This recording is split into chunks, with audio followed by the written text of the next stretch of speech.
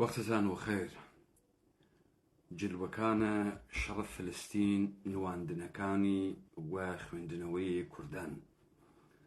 لە تەیە مانگە ڕابردوو ئێمە لەسەر ئۆکتۆبر کۆتایی دیبەیتگەلێکی جۆراوجۆرمان بوو تا بتوانین مێژوویەک دروست بکەین لە ئێستایەک کە خەریکە ئەڕواتە پێشەوە بە خوێندنەوەیەکی دروستی ئەم وەزعیەتە. بزانن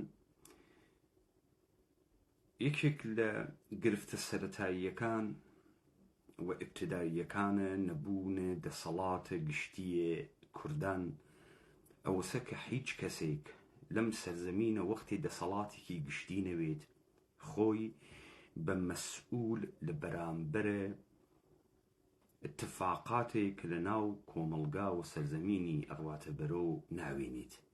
شاید ئێمەمانان بەنسبەتە ماڵە خۆمان، بەنسبەتە دارایی خۆمان، ماشینە خۆمان، باغ و باخچەی خۆمان بەخەمبین، بەڵام بەنسبەتە کوچە و کۆڵان و بەنسبەتە شار و گەورەتر بەنسبەتە وڵات و خۆمان کەم تەرخەمین. سەبەبەکەیشی ئەوەسە کە بە ئێمە ڕەبتی نییە. سەبەبەکەی ئەمەسە کە ئێمە پێمان حل ناکرێ.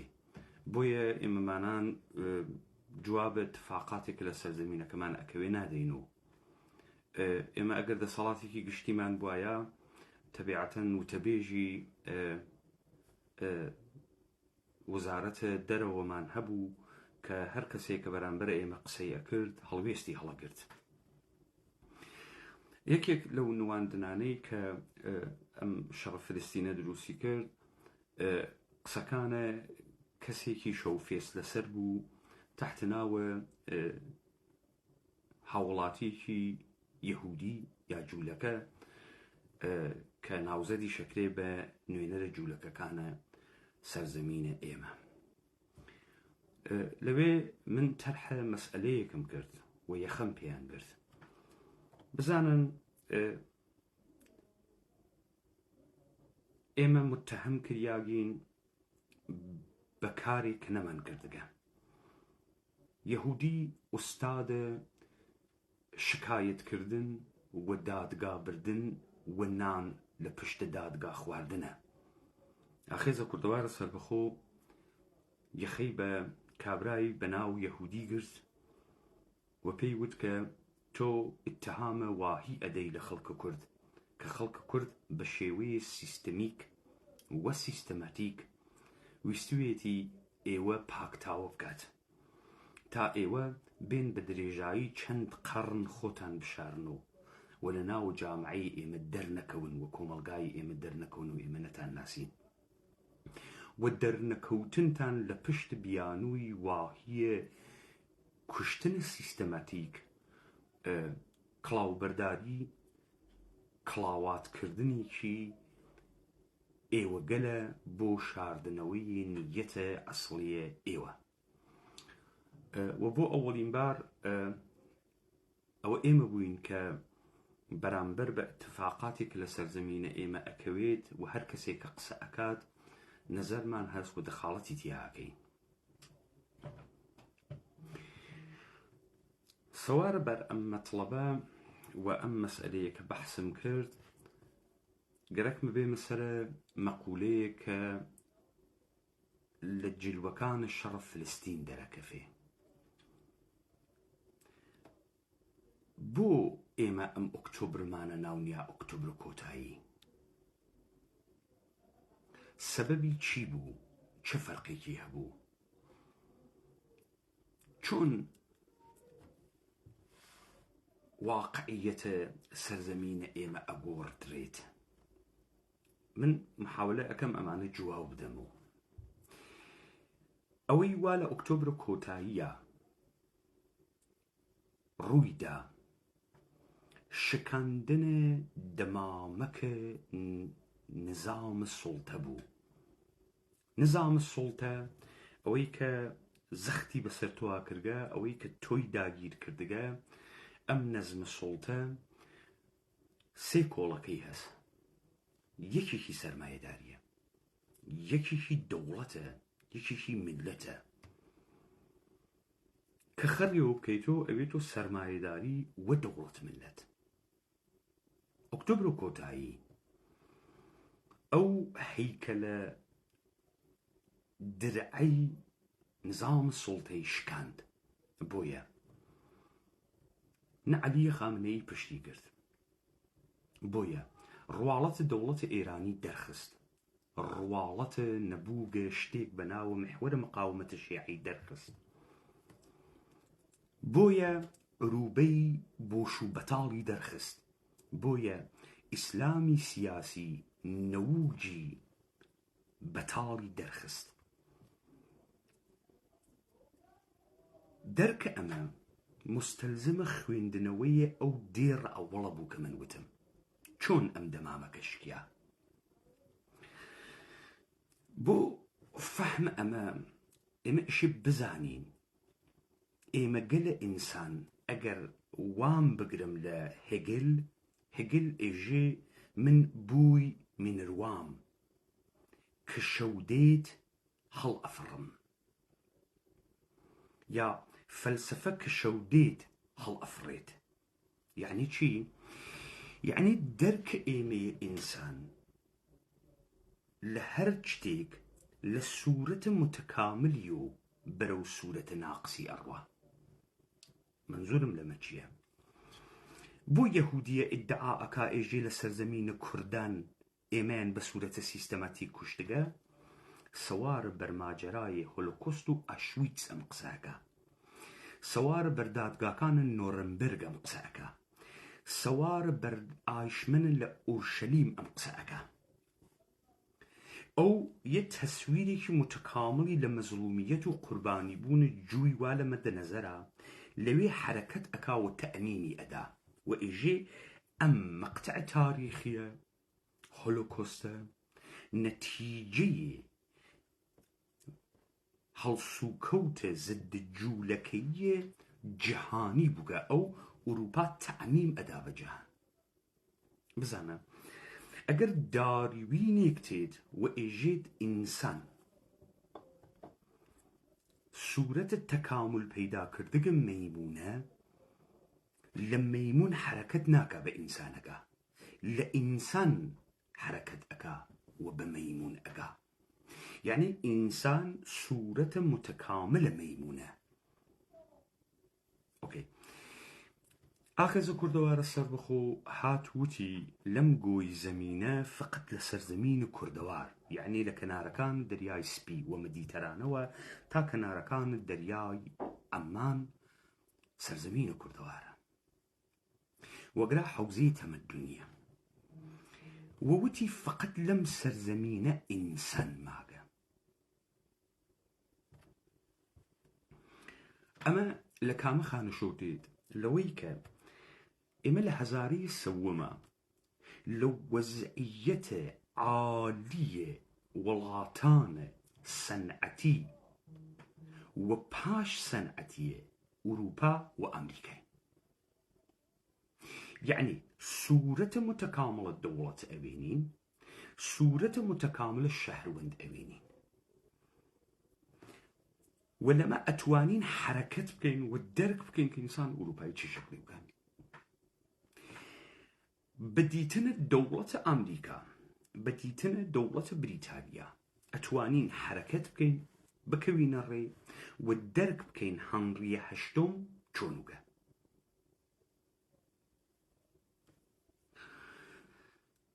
ئێمە بەدیتنە بەشەرە غەربی و تەماشاکردنە خۆمان ئەفەهمین ئێمە یەک شتێکمان فەرقەکاتەکەمانە. ئەمە تۆ ناوی ئەنیت تبقە نەزەرە خۆیان سیڤیلایزد بوون و ئێمە ئان سیڤیلایزدین، ئێمە شەهرستانیەتمان نییە، ئەوان شەهرستانیەتیان گرتگە. ئەمە مەقولەیەکە کە ئەوان دروستیەکەن. ئەمە ئێمە هەرچیە هەین ئەوان نییەین. دەرنەتیجە ئێستایی ئێمە لە حرەکەتێکە کە بەرەو ڕابردوویە ئێمە ئەکات سوورەتێکی تر و جیلوەیەکی تر ئەنوێنی. بزانە وەختی من ئدعا ئەکەم ئەگرا حوزەیە تەمەدونە کوردیە ئیشێ بگەینە سەر نقطەیەک. ئەو نقطە ئەمەسە: گەورەترین تەحوڵە دنیای مۆدێرن لە بەشە تەغییر، لە بەشە گۆڕین مارکسیزمە. یعنی بەڵام ئەگەر سەرمایەداریەک مەوجود نەوێت، حرەکەتکردنە بۆ فەهمە فۆئودالیزم ممکن نییە. تۆ ئیشی بێژی ئەمە چییە کە وای تێیە، تا بێژی ئەوەی کە لەمە ناچی چییە. تۆ حتا سەرمایەداریت نییە ناتوانانی بێژی فەئودالی چییە. ساڵە 1848 کارل مارکس و فرێدریک ئینگلز مانیفێستی حزبی کۆمۆنیستە نووسن.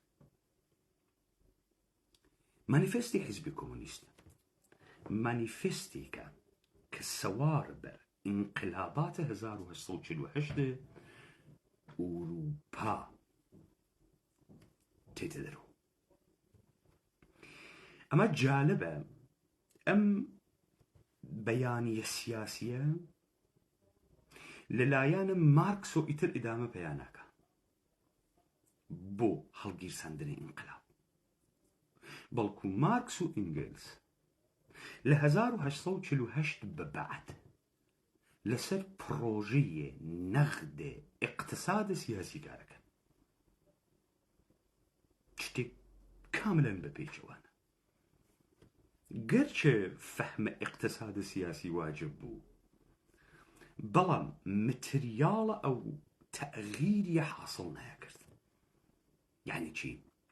یعنی خوێندنەوەی ئەمان لە عنسرە مادیە گۆڕان کە تەبەقەی کارگەر بێ و چینە کرێکار، چینێکی جیهانیە، خانشتێکی غەڵەت بوو.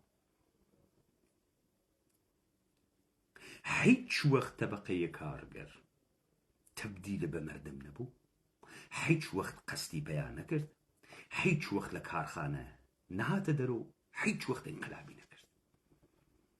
بگرە تەبەقەی کارگەری جیهانی هیچ وەخت دروست نەبوو، شعارە کرێکارانە جیهانی یەکگرن هیچ وەخت تەحەققی پەیان نەکرد. و ئێمە شاهد بووین دوای مەرگە مارکس، 3 دەهە دوای مەرگە مارکس، 2 دەهە دوای مەرگە مارکس، کرێکارانە بریتانیا و فەڕەنسا و ئەڵمان لە بەرامبەر یەکتریا ویسیان. ئێمە دیمان حزب سۆسیال دموکراتە ئەڵمان دەنگیدا بە شەڕکردن لەگەڵ پرۆلتاریای فەڕەنسەوی، لەگەڵ پرۆلتاریای ئینگلیسی. سەرەتای قسەکانم وتم کە نظام سەرمایەداری، نظام سوڵتە 3 کۆڵەکەی هەست: سەرمایەداری، دەوڵەت، ملت. مارکس هیچ وەخت نەهاتە سەر دەوڵەت، ئەوەی کە مەشای بیرۆخاندەیە بازی بەسەریادا، و ئەمە ئیدەیە ئینقلابیە مارکسی ناقص کرد.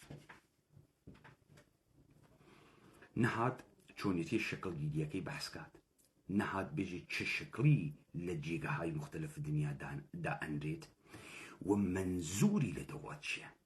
بزانە دیسانەوە من ئەتانەوە مسەردێڕە ئەوڵ. ئێمە دائیمەن لە سوورەتە متەکامل بەرەو سوورەتە ناقص ئەڕۆین. ئەوەی دەریافتە ئێمە لە دەوڵەتە ئەمڕۆژیە، ئەوەی کە تحتناوە دەوڵەتە ئێران، دەوڵەتە عێراق، دەوڵەتە سووریە، دەوڵەتە ئەمریکا و دەوڵەتە ئینگلیس ئەیبینی. سوورەتە متەکاملەکەی دووە لە ئوروپایی. بزانە وەختی من بەحسە دەوڵەت ئەەکەم لە منزەرە کاورای ئوروپایی، لە منزەرە تەمامە کەسانێک کە ئەمڕۆ بەحسە دەوڵەت ئەەکەن، دەرکە لە دەوڵەت دەرکێکی ئاوێتر لەگەڵ توندوتیژی، شەڕ، کوشتن و غارەتکردنە. تاڵانی کە چمکە دەوڵەت بەکارەبین زەرورەتی شەڕە، کوشتنە، تاڵانکاریە. ئەگەر تۆ ئەمڕۆ شاهد جلوەگەرێکی تر لە دەوڵەتی وەکو ئیدعای خەدەماتکردن، تەسەورت جیهان بۆ تۆ ئەو وەخت لە گوزەشتە ناممکینەوێ. بۆ چون تۆ جارنامەی مافە مرۆڤت هەست، جارنامەی مافە مرۆڤ حقوق بەشەر و شارۆمەندە یا سیتیزنە. بالأخرە ئەمە حقوق بەشەرە یا حقوق شارۆوەندە. بەشەر تەکە شارۆوەندا فەرقەکە. ئینسان بەما هو ئینسان، ئینسان بە معنای چمک، مرۆڤ بە معنای چمک هیچ حقوقێکی نییە حتا تحت قەیمومیەتە یەک دەوڵەت دەرنێت. ئێمە گشتمان عاشق ئینسانی، گشتمان بۆ مرۆڤایەتی خۆمان ئەدەڕین، بەڵام کە ڕووبەڕووی ئینسانێکی تر ئەوینۆ هەڵگرە هەمان نۆڕمین کە نظام سەڵتە دروستی کردە. بە کابرای ژین سۆمالیایی ڕەشت چەپەڵە نیجریایی لە گراچیەکە، بەنگلادشی حیز لە گراچیەکە. ئێمە بەم نگاهە ئەنوارینە ئینسانەکانی تر. ئێمە یە ئینسانێکی ئینتزاعیە لە هیچ کوێ ژیان نەکردگمان بۆ قابل تەسەور نییە. ئەومانە خۆشگەرەکە کە تەعەیون پێیا ئەکات خۆشیمان نەگەرەکە. دەرنەتیجە ئەوەی کە ناو دەوڵەت بوو موردە شناسایی ئێمە واقع نەبوو. بۆ تەمامە ئەوانەی کە لە ژێرە ناو متەفەکرین سیاسیون لە سەرزەمینە ئێمە هاتن بەرساختە گەلە دەسە نظام سڵتە بوون کە سەوارە بەرمەتنە مارکسیزم لە ڕاستای شکڵدانە ئەمڕۆیی ئێمە هەنگاویان هەڵگرت. پس ئیستا ئێمە زانیمان ئیرادە گەورەی مارکس نەڕۆیشتنە سەرە دەوڵەت بوو، ئەو جۆرەی کە ڕۆشتە سەرە پێوەرکردنە ئیقتساد سیاسی سەرمایەداری. لە کاتێکە ئەوەی جەهانی دروست کرد و سەرمایەداری ممکن کرد دروستکردنە بازارە جەهانی لە ژێرە سازماندەهیکردنە کۆمپانی گەلە بازاڕی بەناو دەوڵەت بوو تا مەسائلێکی تر تحت ناو سەرمایی ملیت بۆ دروستکە، مەنافع ملیت بۆ دروستکە، تا سنوورت بۆ دروستکە، تا تەزادە فیما بینە کارگەرە ئەفغانی، کارگەرە ئێرانی، کارگەرە عێراقیت بۆ دروستکە.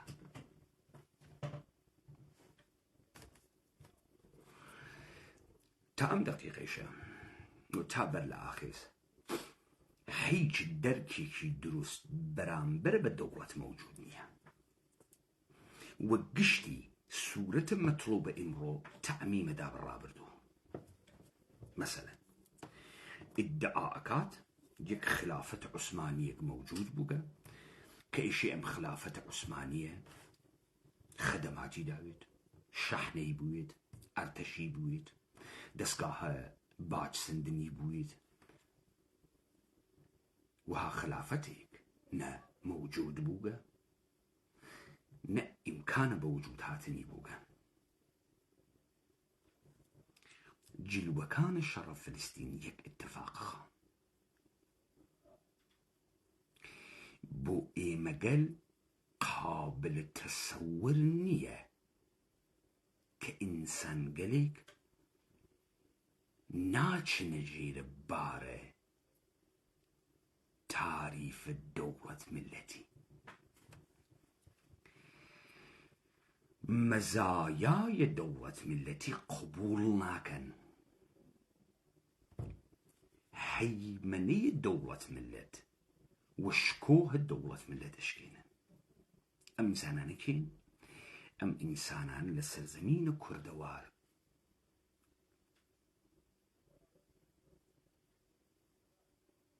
ناویان فلستینیە.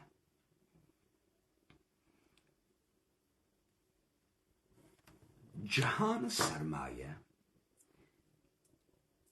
و نظام سڵتە بە سەرمایەداری و دەوڵەت ملەت سڵتەی کردەسە سەر ئینسانەکان. ئەمە لەم سەرزەمین و کوردەوارە پرۆسەی نظام سڵتە تەکمیل نەوکە لە ئەرتجای کێوەکانە هندوکوشەوە تا کەنارەکانە دەریای مەدیترانە کە غەزە بێت مردمانێک مەوجودن کە مل نادەن بە ڕەوایەتە دەوڵەت ملەتیە نظام سڵتە چ لە قاڵبە کەشوەریە ئەفغانستانە مل نادا بۆ نظامە بین الملل و هەر وەختێ کە نظام بین الملل و نظام سڵتە گەلێکیسی زۆر بە ئەم مردمە بێژێت ئەم مردمە لە بەرامبەری ئەویسێت و ناچێتە ژێرباری. لە سەرزەمین کوردەوارە بەشێک مردم مەوجودە کە کریاگن بە قەوم کورد بە 300 ساڵ کارە سیستەماتیک. ئەم کوردە نە ئەخورێت نە حەپەلوش ئەکرێت نە قووت ئەدرێت نە تەبدیل ئەبێ بە ئێرانی نە تەبدیل ئەبێ بە عەرەب نە تەبدیل ئەبێ بە تورک. هیچ ڕەوایەتێک قەوام و دەوامی مستەحکەمی پایەداری تیانیە. و ئەمما ئیسرائیل و فلسطین نکتەی حائزە ئەهەمیەت ئەمەسە. تەسەورکەن نەتانیاهو غەزە تەک زەمینە تەختەکە یەک بیناو یەک بۆنکەر و یەک کۆنکرێتی تیانایڵێ بە تانکە ئیسرائیلیەکە نەڕاتە سەری تەختیەکە تەمامە لاشەگەلە 2,200,000 ئینسان تیکە تیکەکە وە کۆکاری کە تایسە بە 10,000 کەسی کردووە. سوالە گەورە مەسە ڕۆژە دوای تەختکردنە غەزە چی ئەکا؟ بزانە ئێمە ئینسان کۆمەڵێک حرەکاتە تکراریمان هەست بە تەعداد ئینسان لە سەرم گۆی زەمینە حرەکات نییە. ئێمە یەکسری هەڵس و کەوتی دیاریکریاکمان هەست. چیەکات؟ وەکو ئەو جۆرەی کە ئەمریکا ژاپۆنی گرت فەرمانداری نظامی بۆ دانێت، وەکو ئەو جۆرەی کە عێراقی گرت پۆلبریمری هێنا پۆلبریمری بۆ دانێت، ئەڕوا نوری ئەلمالکی بۆ دروست ئەکا دانەیە خەڵکە فلستینی ئەدۆزێت و ئەیکا بە حاکمە غەزە. غەزە ئیلحاقەکا بە خاکە ئیسرائیل. ئەڕوات بە نیابەت ئیدارەیە غەزە ئەگرێتە دەست دووبارە ساختمانەکان دروست ئەکاتۆ داوا ئەکات لە مەحموود عەباس و ئەبوو مازن بڕۆن غەزە ئیدارەکەن. بنیامین نەتانیاهو ڕۆژە دوای تەختکردنە غەزە چیەکات؟ خۆتان خەنە جێگەی بنیامین نەتانیاهو ئەوەڵە مەوجێکی جیهانی لە تەنەفوری بەرامبەر بە دەوڵەتی ئیسرائیل نسبەت بە خۆی دروست کردە و نسبەت بە دەوڵەتی ئیسرائیل 2,5 ملیۆن فلستینی بکوژێت لە غەزە. ئەم تەنەفورە زیاتر و زیاتر و زیاترەکە، ئەم نفرەتە زیاتر و زیاتر و زیاترەکە. نفرەتەکە ئیمڕۆ نفرەتە ئیتالیا نییە، نفرەتە فەڕەنسە نییە، نفرەتە غێناس نیجیریەس، نفرەتە بورکینا فاسۆس، نفرەتە ڕوانداس، نفرەتە وڵاتگەلێکە تاتیوکە بۆ تۆ مهم نۆگە. بەڵام ئیمڕۆ ئەنوارێتە تووە ئیژی ئیسرائیل دەوڵەتێکی جنایەتکاری جینۆسایدکەری پاک تاوەکەرە. تۆ ئەمە ناتوانی بگۆڕی و ناتوانی لە گۆی زەمینێکە کە واتە پێکردگە حیاتە بوێت بەم ڕاحەتیە. بنیامین نتانیاهو ڕۆژە بەعەتچیەکە. ئۆکەی، با بینە سەر ئەوەی کە بزانین مەسئەلەی فلستین مەسئەلەس یا مشکلەس. مەسئەلەی ئەفغانستان مەسئەلەس یا مشکلەس. پرسە کورد پرسە یا مشکلەس. هیچ کام لەمانە پرس نیەن، مشکلەن. بۆ نظام سڵتە مشکلەن. وەسە نظام سڵتە لەسەر مشار دانیشتوێ، ئەبەر بڕوا ئەدڕێ، ئەدوا بڕوا ئەدڕێ. بۆ بنیامین نتانیاهو چیەکات؟ تێت فڕموڵە دوو دەوڵەت میلەت دروزەکە. بە من بێژن یەک فلستینی خەریتەیە، فلستینی کێشاگە و ئێژێ ئەمە دەوڵەتە فلستینە. ئێوە بە من یەک ئیسرائیلی نیشان بن تەن بدا بەو نەقشەوە فلستینی کێشێت.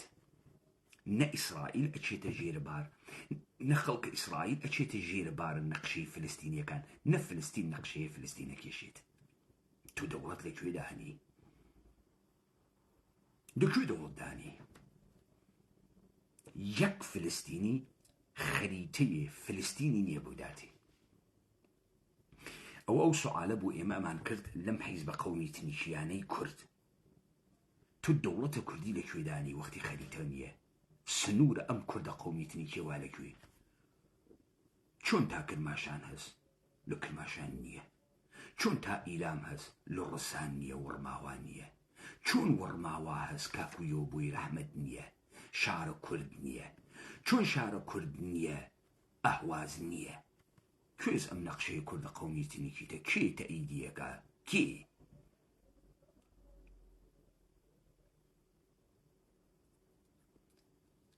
ئەگەر لەمە متەوەجه بووی ئەگەی بە مەسئلەیەکە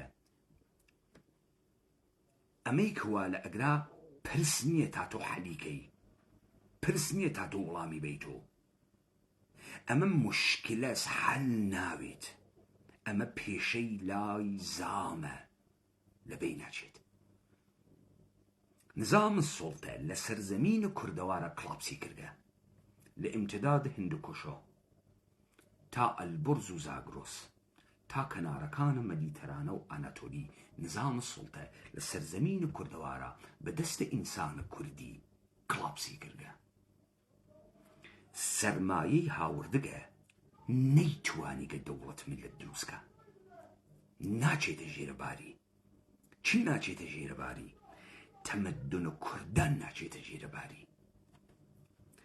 دەرکە ئەم قسەکە من ئەیکەم زەمانێکە کە تۆ نەنیشیتە جێگەی مارکس، لە ئوروپادا نەنیشیت، سەرمایەداری نەوێنی تا فەئودالیزم کەشفکەی، نەنواڕیتە حکوومەتە لوئی بلومەر بۆناپارت و بزانیت کە حکوومەتە یەک لە دوای یەکەکانت دەرەبەگەکانە ژێر کلیسایە ژەرمەن کاتۆلیک و پاشان ڕۆم چه شکلی بووگە. تۆ ئیشی لە سەرزەمینە کوردەوارە بیتە خوارەوە و بنواڕی بێژی بۆ فلستینی ناڕواتە دووە عروبەس. چۆن ئەم عروبە بۆ فلستینی کارەکە بۆ کاورای حیزە بەسراوی کار ناکە و سەگە عەلیە خامنەییە؟ چۆنە بۆ کاورای بەغایی کار ناکە ئەگەر عروبە عروبەس و ئەگەر ئیسلام ئیسلامە، نەمەژدە ئیسلامی پێوە دیارە، نەمەژدە خولەفای عەباسی پێوە دیارە، نە سەروەری شیعی پێوە دیارە، هەرچێکی پێوە دیار نییە. حیزێکی دەوڵەتە ئێرانیە، دانێ عەرەبی عێراقی. ئەمە عروبەس. ئەگەر عروبەس چۆن لەسەر قنگە کاورای مسری کار ناکە؟ ئەگەر عروبە ئەم زۆریە هەست، ئەگەر عروبە ئەم زۆریە هەست بۆ لەسەر قنگە کاورای مەراکشی کار ناکە، ئەی بۆ گەڵدەڵپنەکانە خەلیج تەکان نادا؟ ئەگەر عروبەس پەس دیمان عروبە نییە، ئیسلامە. هندوستان 700 ملیۆن مسلمانی هەست. 700 ملیۆن مسلمان، نیوەی مسلمانەکانی جیهانی ئیسلاموان لە هندوستانە، لە خۆیان خوێڕیتر، بێعورزەتر، حیزتر، تێ هەڵدریابتر هەر خۆیانە. متریەکیش ڕیشیان لە سیۆڵەکانیشیان ئەتاشن، فرە فاوندامنتالیشن بە پاکستان و بە هندوستانیان و بە بەنگلادێشیان و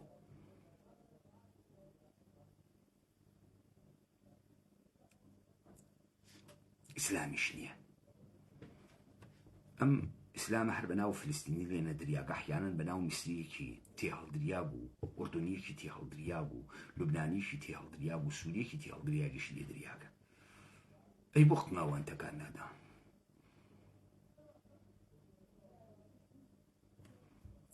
ئالەگاسە کە تۆ دەرکێک دروستێکت نییە لە فلستین. فلستین مشکلە نظام سڵتەس، هەروە کە کورد مشکلە. دەوڵەتە ئێرانی کارمەندە نظام سڵتە گەرەکی بوو بە وەحدەتە لە کسرەتە و بە ئیمپراتوریایی ئێرانی سازی یەهودی، بە دروستکردنە کسرەتە ساختگی، سەرە ساختگی، حیزبە ساختگی، دۆسیەی بۆش و بەتاڵە کوردە قەومی ئتنیکی کورد بتوێنێتەوە.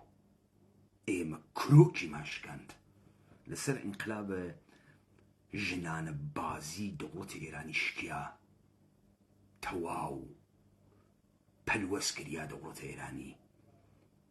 حیزەکانە کۆمەڵ و دموکراتیشی جەمە و کردەوە، خوێڕیەکانە قەندیلیش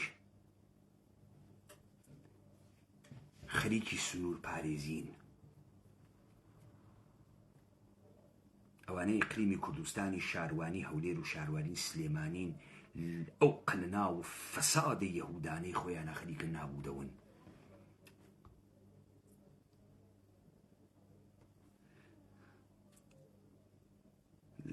لە دەستپێکە دەوڵەت بازار سازیە بریتانیای کەبیر و کۆمپانیە هەندە شەرقی لە ئەفغانستان پشتی شتیە بە 2500 نەفەر هندوستانی 250 ملیۆن نەفەری کۆنتڕۆڵ کرد.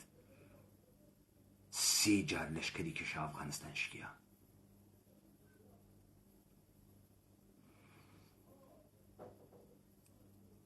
ئەفغانستان پشت ئەتحاد جەماهیری شۆری وشکاند. ئەفغانستان لە دەورانە حیاتە ئێمە کرۆکە یاڵەتە متحدەی ئەمریکای شکاند. ئەوە ئیسلامیەت نییە. هندوستان 700 ملیۆن مسلمانە خوێڕیواتیە. سوال ئەمەسە ئەو ئونسورە چیەوە ئەفغانی مل نادا بە زۆر و ناتوێتەوە بۆ نظام سڵتە، عەلا ڕەقمە ئەوەی کە نظام سڵتە تەبدیلی کردە بە بازار. بەڵام من لادا نظام سڵتە گەرەکی چی پێ بکە؟ ئائیستە تۆ ئەوێنی پاکستانی تێبەرداگە خەڵکەکە بەهەنێرێتەوە کیۆس و ئاشوو بەداخڵی بۆی دروست کات، لەولاوە بێت تەفرەقە دروست کات و تەعارزات دروست کات تحت ناوە هەزارە بوون و تاجیک بوون و پەختون بوون و بۆ چون ڕەوایەتە ئەوغان بوون، ڕەوایەتی نییە نێسی. فقط ئەمانە مەردەمێکن لەم جوغرافیا کە زندگیەکەن، کەسێ وە زۆر بێتە ناوی گەرەکوێ مل هۆڕی بکە من لێشکێنن.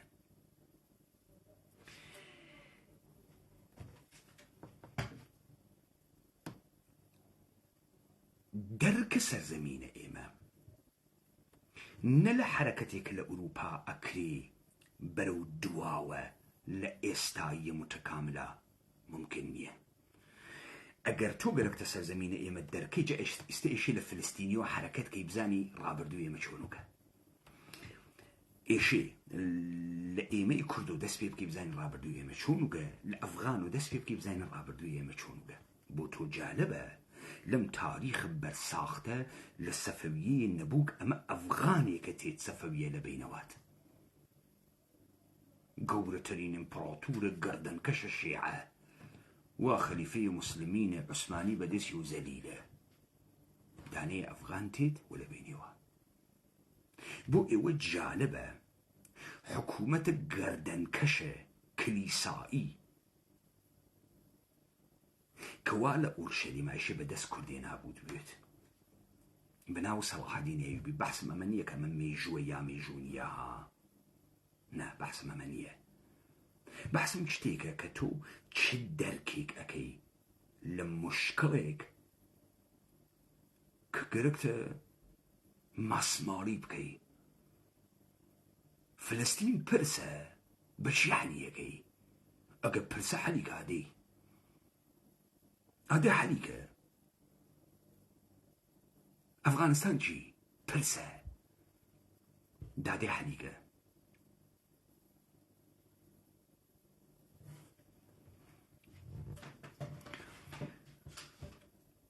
ئەگەر پرس بە معنای پرۆبلەماتیک بوون بفەهمی لە فەرهەنگە مارکسیستیا دەی پرۆبلەماتیکەکە دیاری کرد ئادەی بێژە چه خەوەرە ئائیسە تۆ ئەفەهمی کە تۆ ئاجزی نە تۆ ئاجزی تەواوە ئەوانەی کە گەرەکیانە چیرۆک بێژن بۆ ئەم مەردمانە ئاجزن لەوتنی چیرۆک نظام سڵتە خاسە زانێت کەوتە سەر ئاگرە خراوێک ئیستە میزان تەنەفر جیهانیە کە بنیامین نەتەنیاهوو بەرامبەر بە دەوڵەتی ئیسرائیل هاوردەگێسی لە شکستێکی دەرونیە کە لەناوە خود مەردمە بەرساختەیە ئیسرائیل گردگێسی هیچ تەسویر جیهانیەکەی مەخدوش بووبە شکستی خوارد هەیمەنەی شکیا بڕۆ چوو بۆ 2 مانگ 360 کیلومتری پێ ناگیرێ گەورەترین ئەرتەشە چەکنەوە بیدارە خاوەنیانە لە بەرامبەر مشتێک ئینسانە ئارزومەند نەبا ئیرادە ئارزومەند فلستینی ئارزووی ئیسرائیل ئارزوو ئەکا ئیسرائیل گەرەکێکی سەروەری کا سوڵتەکە بە ملیانە ئەمیش گەرەکێکی سەروەری کا و سوڵتەکە بەسەر ئیسرائیلە ئەمە دوو جنسە ئارزووی ئینسانیە یا ئێشی ئیسرائیل لەگلا نابود بێ یا ئیسرائیلشی فلستین نابود کە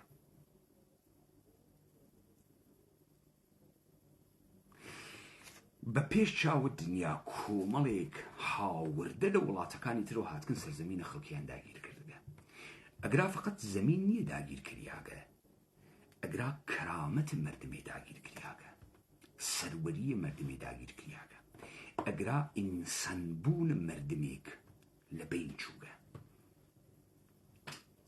بۆ دەرکە ئەمە ئێوە ئیشی بفەهمن کە لەم سەرزەمینە ئێمە ڕیخت داستان کولن فەرقەکاتەکە ئەدیانە ئیبراهیمیە کە ئوروپا فەخری پێ ئەکا دنیای لەسەری دانیاگە لە کاتێکا کە ئیدعا ئەکات تۆیە ئەم دینە لە منتەقەی خاوەنیانە دانرياگە نە لە ئوروپا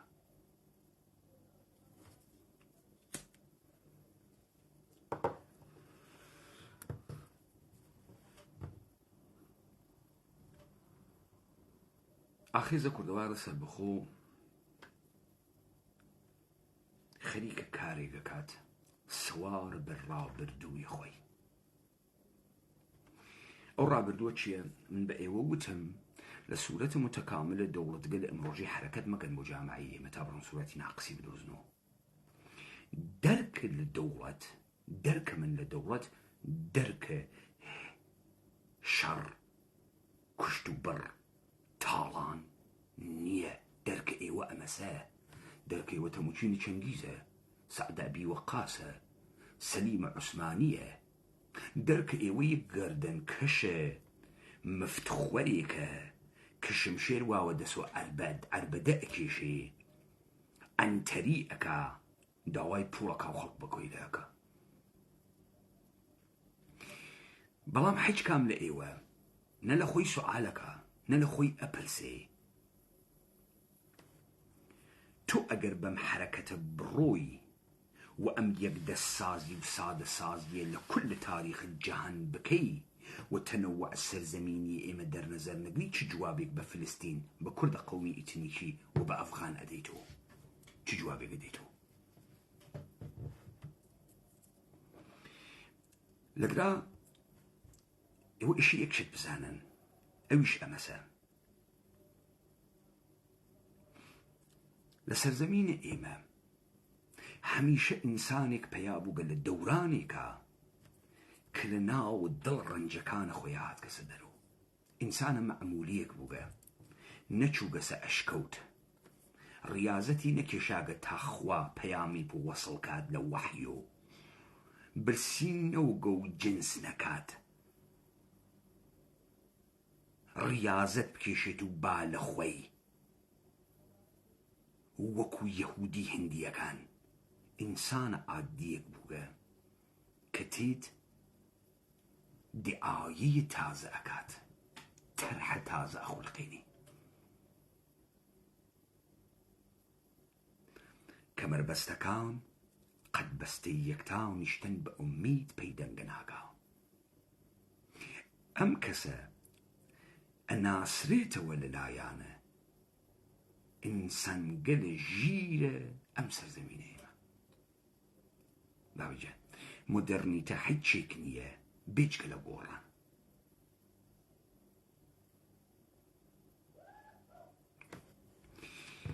پێغەمبەرانی یەهودی هیچێک نییەن بێجگە لە مشتێ پێشگوو کە هاتکن گۆڕان دروست بکەن.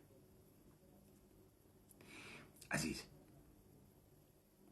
کەسێک وەکو بێتهۆڤن تێت تەرحە تازە دەرەخات، موسیقی ژێر و ڕووەکە.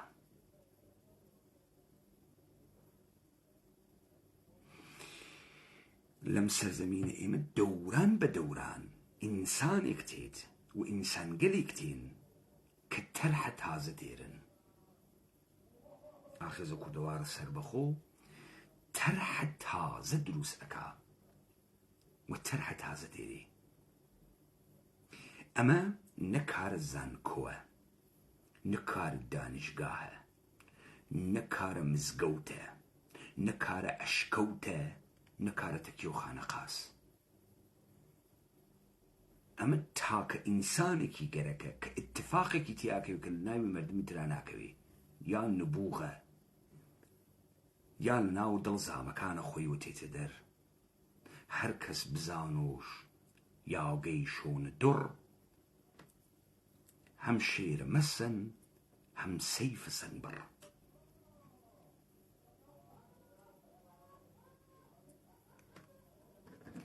هاوردنە بدعەتە تازە، هاوردنە ئەمرە نۆ، هاوردنە دەعوای تازە، داو کارە دەوربوون، اتفاقێکە و ڕووداوێکە کە ئەکەوێت. ئینسان مەعمولیەکی ئەم جامعەسە، بۆیە ڕوو تەک تەکە ئەم مەردمە قسە ئەکا و سلسلە مەراتبی قسە ناکا. بۆ یەک کول دروست ئەکات.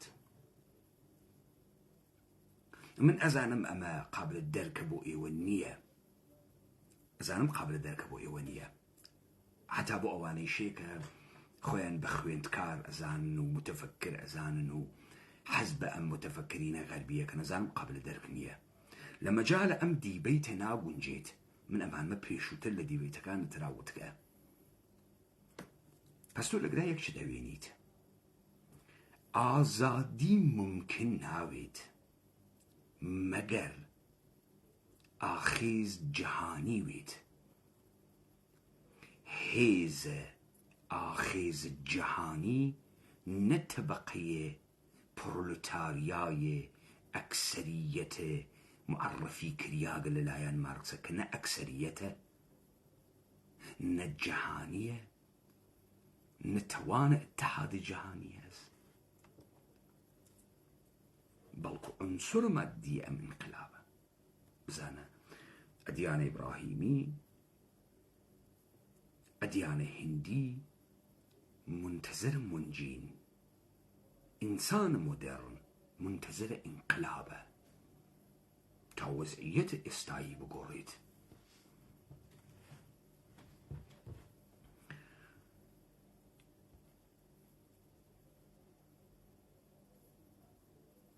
بتنهایی ئازادی لەم گۆی زەمینە داگیرکریاگە بەدەستە نظام سڵتە ممکن نییە.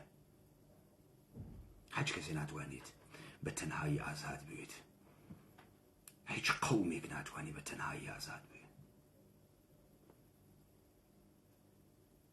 بۆیە ئەم ئازادیە مەفهومیزەکردنی گەرەک بوو، تئۆریزەکردنی گەرەک بوو، دەرکە پێگەی واقعی خۆی گەرەک بوو. ئێمە سەوارە بەر ئۆکتۆبر کۆتایی فرێک لە مەسائلمان مەترح کرد. ئەوەی کە ئەتوانێت دەوڵەت ملت لەبین بواد نەزمێکی قەوام پیا کردگە کە ئینسانە ئازاد سەروەر بە حفظ تەمامیەتە قدرەتی لە حوزەی تەمەدونیا دروزەکات. نەمەوجودە بێ هەمە چیز کریاگە لە ئەسپ کەوتگە لە ئەسڵ کەوتگ. ڕوت و قوتی کەیت و تا بڕوات لێو دوا بە جنبشکە لە ئیجتماعی بیت و تا بگەرە کوێ ئەرکانە ئەو نە دەرکی لە دەوڵەت ملت هەست، نە دەرکی لە پێگەی خۆی هەست. ئەمە تەمامە دنیا بکەیتە B52 ئەفغانی مل نادا بۆ ئەمریکا. تەواو گیانە ئێمە بکەیتە موەسسات خەڵکە سەرزەمینە ئێمە فقط لە یەک حەوزە دەوڵەتە کۆرپۆرێتی ئەتوانێت ئەعمالە سولتەکات. لە هیچ حەوزەیەکی ترە کاپەسیتی و تەوانی نییە. دەوڵەتە ئێرانی ناتوانێت باجە تەواو لە مردم سەرزەمینی ئێمە بسێنی. ئەتوانێت خەفەیان کات لە حەزە سیاسی و بیان تەرسێنی، بەڵام ناتوانێت لە هەرچی حەوزە هەز لە تەمامیەت زەرفیەتە خۆی ئیستفادەکە. بۆیە حتا ئەم دەقیقەیشە لە ڕاستای ترەزاندن، بێشوناسکردن و بێدەسەڵاتکردن زیاتر و زیاترە ئێمە ئەڕواتە دەرەوە.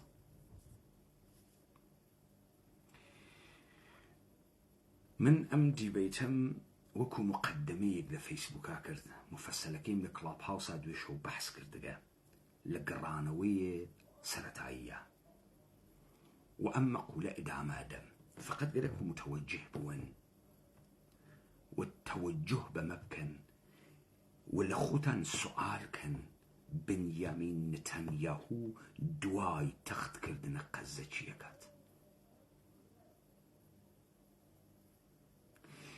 بۆ ئەوەتانەوە ناتوانێت بفەهمێت چی بەعسەوێت 2,200,000 نەفەر لە غەزا لە ژێر بۆمب ئیسرائیلی نەڕواتە دوا بێژە خەڵەتم کرد. بەشی تیل و پوڵ ئیسرائیلی ناخەڵەتێت.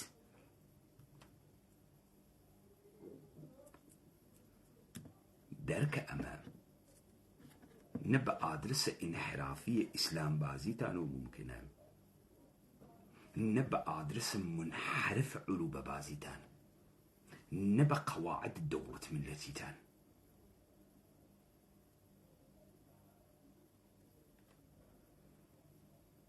ئەمە ئۆکتۆبر کۆتاییە. نظامە سوڵتە لەگەڵ واقعیەتە سەرڕووی زەمینە لە سەرزەمینە کوردەوارە گیری کردگە، هەروە کە ڕۆژە ئەوەڵی شەیزانی گیرەکە. بۆیە تەمامە تەلاشی کرد تەفرەقەمان تێبخە، بمان شێوێنێ و حەوزەی تەمەدون کوردان تەفکیک بکە و بیواتە سەر پێناسەی زوانی و پێناسەی زوانی بکە بە شوناس و دەوڵەت دابنێت تا ئەمە بهۆنێتەوە. کۆمپانیە بازاڕی 21 وڵاتی عەرەبی، 21 قەحبەی عەرەبی، 21 موزاییک و کاشیجگی کریاگە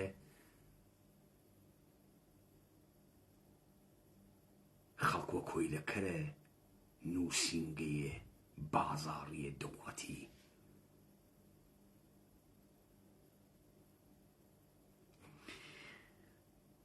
ئەگەر بە جوابە ئەم سوالە گەین ئەوجا ئەفەهمی بۆچی ئاخێزە کوردەوارە سەر بەخۆ ئێژێ ئەوەن ئازادیارانن و ئەوە ئاخێزە کوردانە لە غەزە. هەروە کە لەگرا ئێمە کرۆکە نظامە سوڵتە یاڵەتە متحدەی ئەمریکا و دەوڵەتە ئێرانیمان شکان نەمان هێش پارەدایم شیفت کات. وەکو ئەوەی کە تەواوە دەست و دەسەڵۆکەکانیمان شکاندەگە.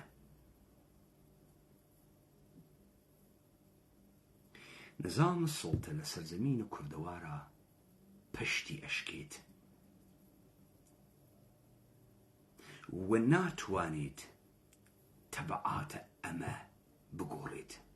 نمایش دەوڵەتە ئێرانیەدا، نمایش شیعە بازیەدا، چمودانە مشتێ پازدارە تریاکی نیشانەدا، حەسەن نەسڕڵڵاهی فاسدی تو لە شیعەت بۆ دەرەخان لە لوبنانە گەرەکی ڕەوایەتەکە بگۆڕێ لەگەڵ ئۆردوغانە حیزە یەهودیە خەزەریە لە تورکیە، گەرەکی ڕەوایەتەکە بگۆڕێ.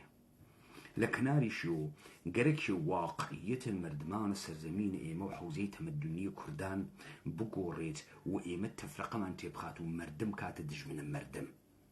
کوردە و قەومی کریاگ بە زوان و بکاتە دژمنە فلستینی، فلستینی بکاتە دژمنە کورد، کورد بکاتە دژمنە ئەفغانی، ئەفغانی بکاتە دژمنە کورد.